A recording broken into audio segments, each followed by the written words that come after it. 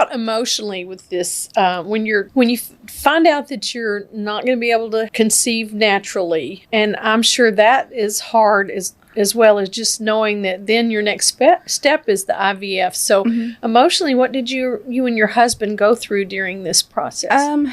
It was more, I don't think we let ourselves at that point get emotional about it. We just knew that that's what we had to do. And so we did it. It wasn't until the IVF didn't work, the emotions came, because then we were like, now what? Now what? So, because again, call it naive. I don't know. I just assumed that it was going to work. Yeah. I didn't have any thought in my brain that it wasn't going to work. So then I have another question, Joe. I've always wondered, what do you say to your family and friends that are always saying, when you gonna have a baby, when are you gonna have a baby, and then you can't? How does that work on your psyche, and what do you tell them? We didn't really tell him anything. We'll just tell him. Did they ask? Some, mainly his mom. She's passed away since then, but she kind of, we talked to her. She kind of knew what was going on, so they weren't too intrusive into the, Yeah. Well, that's good. I've heard, others say that was one of the hardest parts. People would ask them,